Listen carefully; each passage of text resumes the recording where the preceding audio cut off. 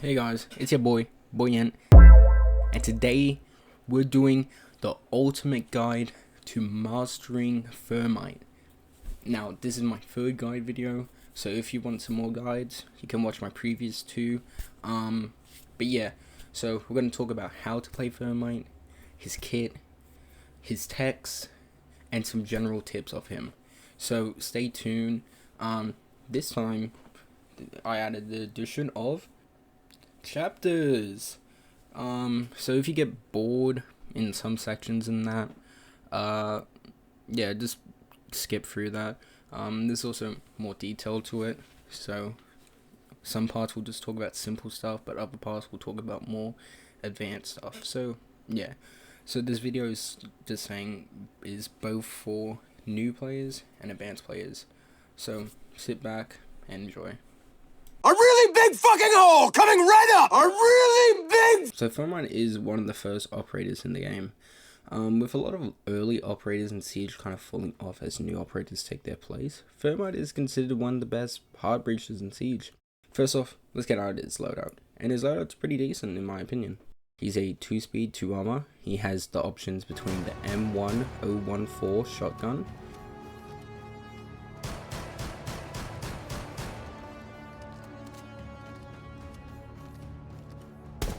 and the 5.56 X1 assault rifle as his primary options.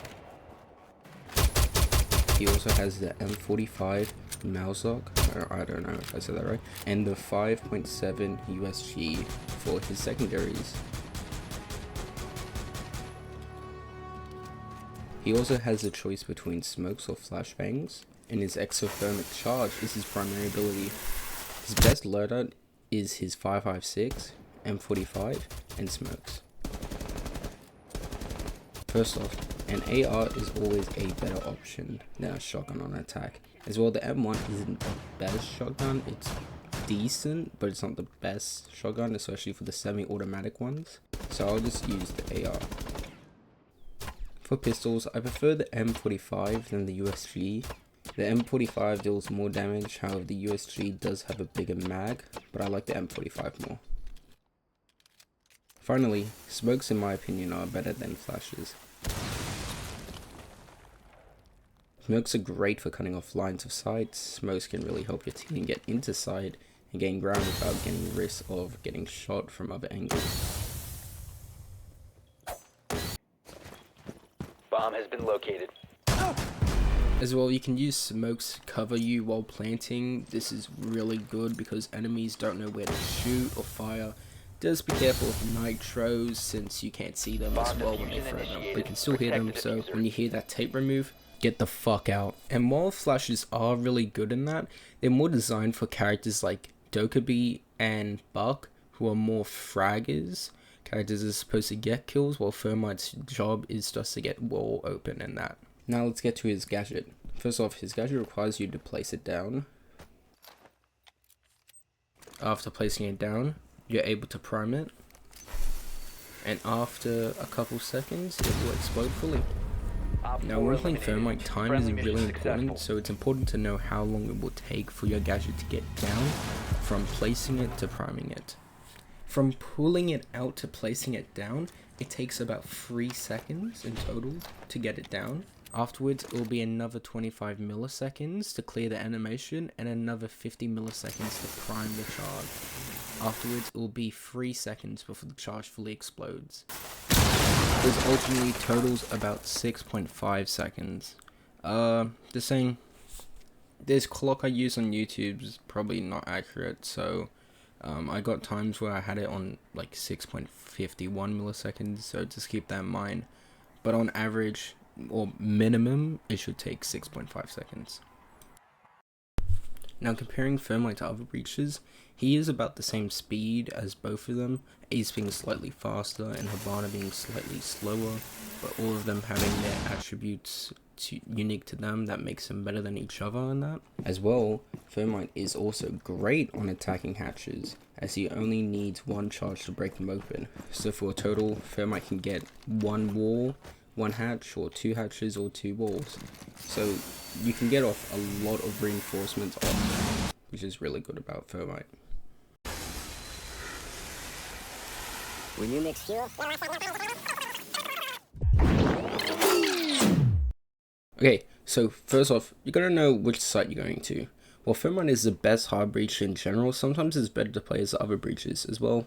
Most maps don't even need a hard breacher like Coastline, where there's possibly 2 spots in the entire match you'll need to open up. So when picking Thermite, you want to be the main breacher. That means you're going to be the one that's getting main walls, main spots, just areas that are connected to sites, just spots that need to be open for attackers to push and make the team vulnerable. Now once you pick Thermite, you'll need a wall support. So characters like Thatcher, Kali, Twitch, etc. are all going to help you get wall. You don't need wall supports, well, in the sense that just generally. However, most of the time, like 100% of the time, the enemy team is going to get anti-wall. So you'll need wall support. One little thing cool about Siege is if none of your teammates pick up the defuser will automatically be picked up by the hard breacher on the team. So when you pick hard breacher and no one picks defuser, just keep in mind that you're going to have the defuser. So like I'm going to say later in the video, make sure you don't die. You're going to be the one that's going to have the the defuser. Don't drop in spawn, just keep the defuser on you. But don't do dumb things. You should be playing with your team as a hard breacher and mainly on wall. Now in Siege, we're going to run into 4 wall denial characters. 5 if you count another one out. But mainly 4 wall denial characters in that.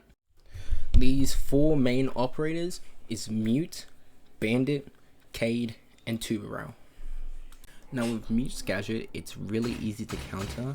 How it works is it cancels all signals that come to it. So when you try to prime your gadget, it basically blocks it out. However, it does not stop primed gadgets, meaning that if your gadget is already exploding or starting its animation, it won't counter that. It only counters the signal. As well, his radius for his gadget is really small. Unlike all wall denials where they affect the entire wall, Mute doesn't affect the entire wall. It affects only the radius of his gadget, meaning you can only cover partial of the wall, meaning that you can place it in the corners, they place it in the middle, and even if they place it 2 in the wall, that's completely horizontal part of it, they can't get the vertical part because it doesn't reach high enough the wall, meaning you can still get the wall open partially.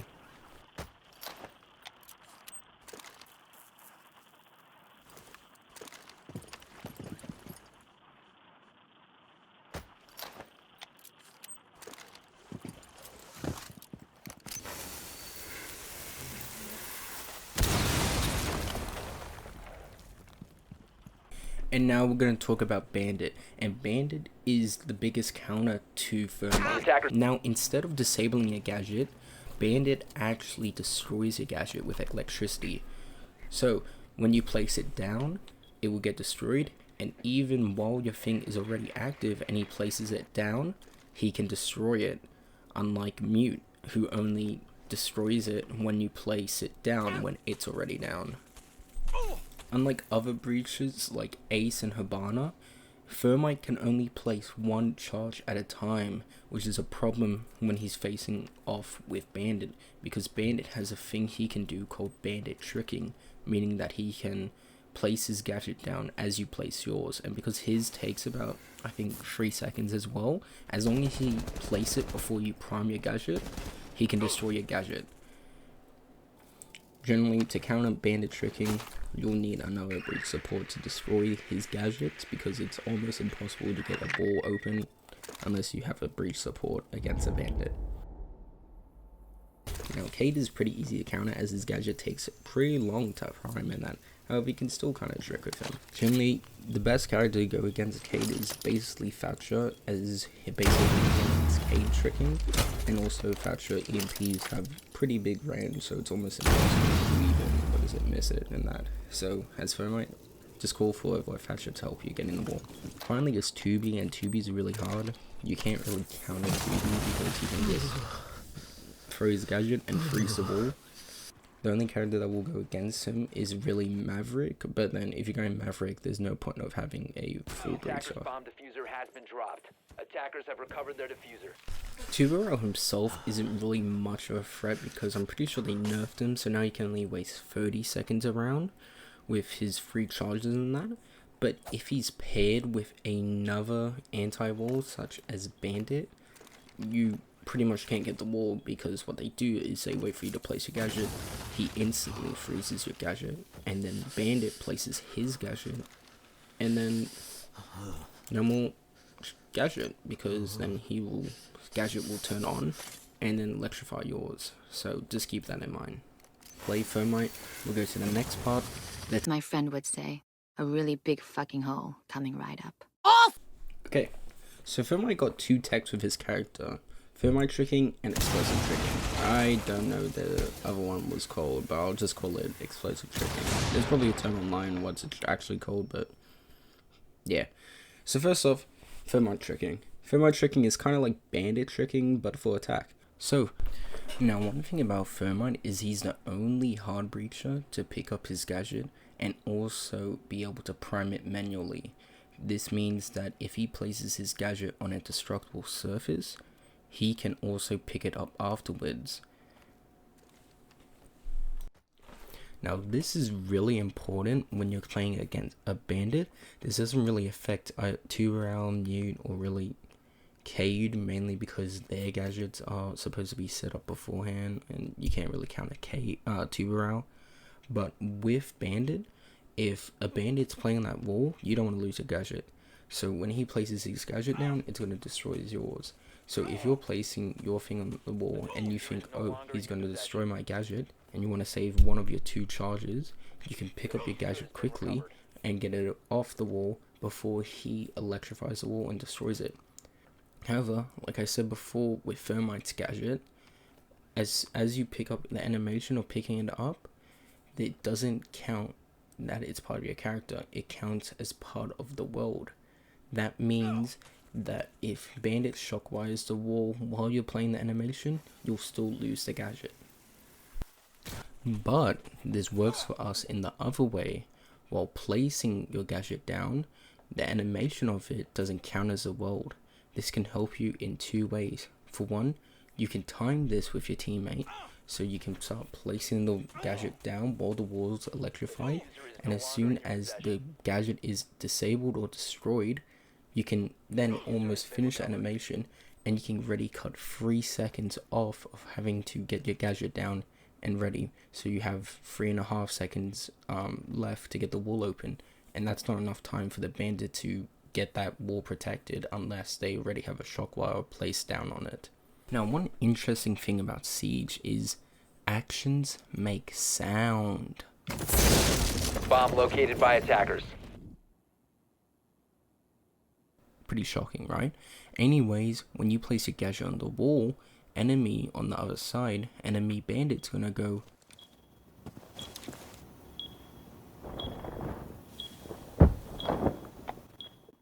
neuron activated. Oh, he's placing his breach charge down. I place my gadget. You can use this for your advantage. When you're placing down the gadget, you can quickly stop the animation halfway or almost finish, and then go to the next wall if it's a double wall and place it there. Then the enemy bandit is going to still think that you're placing on the original wall you were, and then you can get that wall over, and then by the time they finish placing their shockwire animation on that wall, you already had your animation done for placing it on the other wall, which gives you some time to get the wall open and most of the time you can get the wall open fully. Next is explosive tricking. Because of how Thermite's gadget works, it's just an explosion that can destroy reinforcements. So by placing the charge on soft walls or floors that is next to a reinforcement wall, you can open the wall partially. This works even for electrified walls, meaning you can counter them entirely. Getting from another wall can open up almost the entirety of a single wall. You can also do the floor, which can help you open up the bottom part of the reinforcement.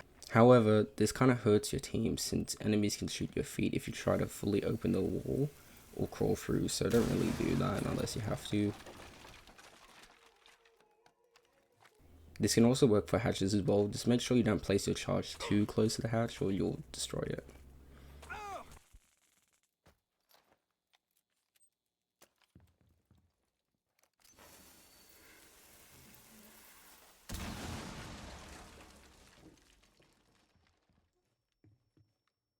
Oh, when the Saints go marching in. Oh, when the Saints go marching. Now my first tip is not to die. Pretty simple, right? Well, not really. Thermite is the most important attacker for Siege in the game, generally hard breaches, because that wall is really important. Maps in Siege are really linear, but when you can open that wall open, that just adds a new layer to the game in that. So as Thermite, it's important not to die to either spawn peaks or going around and chasing kills in that, because your first job is to get the wall open, not to get kills, not to frag out, to get wall open, because then that helps your team. Remember, Siege is a team game. Yeah, you could go in sight and ace the whole team, yeah, but then that leaves your team vulnerable, and if you go acing or trying to ace, you'll just die. So don't do that. As well, if you get a trade, you might think, oh, that's an equal trade in that, but the thing about defenders is defenders can place their utility down before the round starts, for most of them at least. If you go around and let's say you killed a doc, yeah, doc now loses his stims in that, which is pretty strong if, well, for lower ranks to be honest. But as Thermite and that, you lose your charge if you haven't placed it in that. And that's really important because now your team is going against 5 sets of defender util, while your team is going against 4 sets of util, because because the defenders already placed their util down. And then that means that your team's gonna have a harder time, because if your whole team is focusing on wall, like their whole plan to get inside is the wall, now they have to make a new plan with less time and utility that doesn't support that plan. Now my second tip is to communicate with your team. And just putting this out there, don't be afraid to talk to people.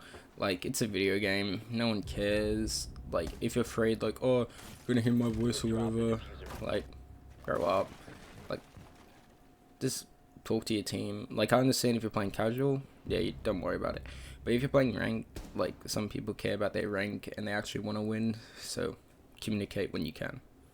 And also, don't be those people that only talk when someone does bad, because if you just throw shame on your team, that's not helping. And you're not helping in the first place because you're not communicating with them.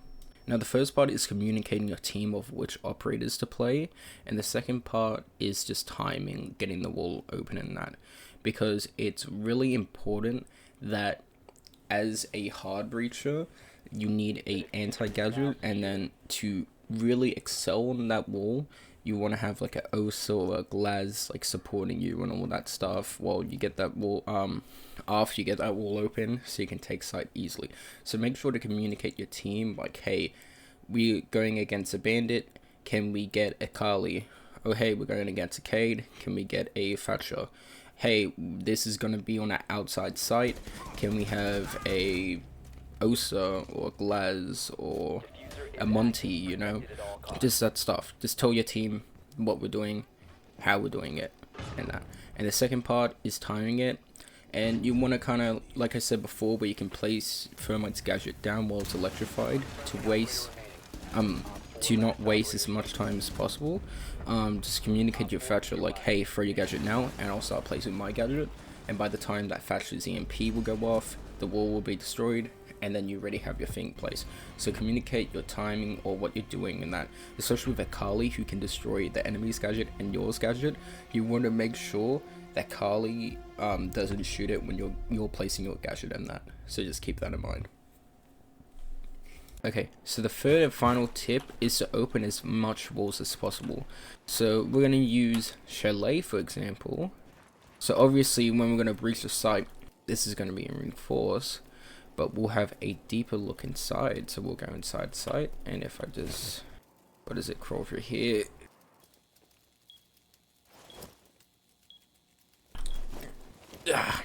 Okay, got through. Okay, so hello bandit.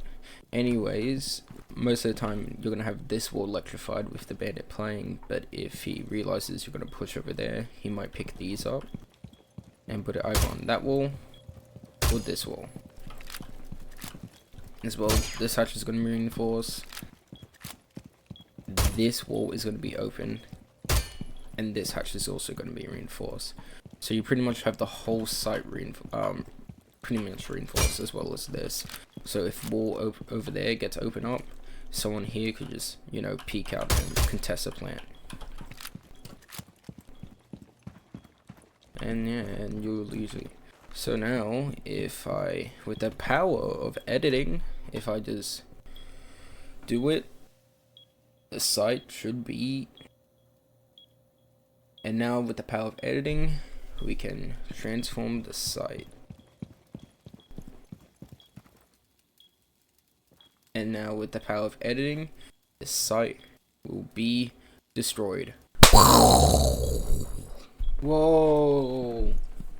The wall's open now. Okay, I'll keep this quick because the first take of this was like 8 minutes long, and yeah, that's boring. But basically, by opening this wall, we can get this whole area now considered dead space. Defenders can't rotate through, and you can also get a plan off if your team's good enough. So that's one thing that defenders have to keep in mind. But if we get this wall with our second charge,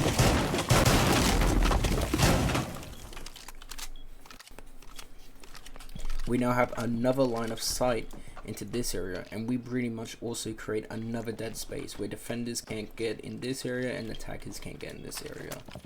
Plus you get angles here, here, here, here.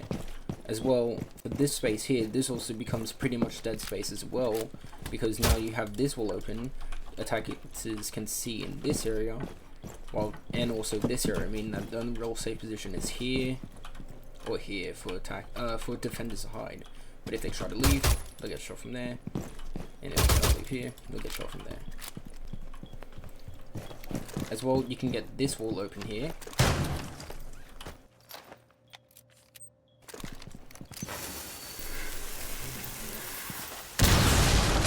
And this wall pretty much gives you access to all this area. But this place becomes actually attacker space, because then attacker could be holding here, and yeah, you pretty much get this area. Now, it's important to know which walls you're getting for which team. For example, if you get this wall and that wall, what you can do is split your team up, so you have 2 people probably there, 2 people there, and trying to close in defenders, because defenders can only hold this position in blue over there, some of it in this room, here and here, and that lets you like basically pick them off, because you have basically nowhere they can really rotate from. However, if you were to do something like this and this, and then you can pretty much claim all of this site. Defenders will still have B, but now if they try to, you open this wall, you can simply run from here and plant here, and defenders can't counter the plant because they'll get shot from that and that. And if you were to get that wall or that wall, you can do kind of a trick plant with defenders. So now defenders have to think, oh, where they're gonna plant? Are they gonna plant on garage here with a Monty covering this back like this, or are they gonna go over here and plant here? So it's important to get multiple walls, but it's also important of what walls you're gonna get. You could also get hatches. However, the hatches in these sites aren't really strong. And if you want to get hatches, you just get maybe a fuse who can play vertical, and then also with his hard break charges. But I would not waste on these hatches. These hatches are not strong. But it's different for every site. This site has 3 main walls, that one being the main wall obviously, but these being secondary walls. So it's important to know which strat you're doing. If your team's going to do this strat, get this, guaranteed to lock down this entire area, do that and confuse them, and have 2 different teams pushing that and squeeze them and try to get picks.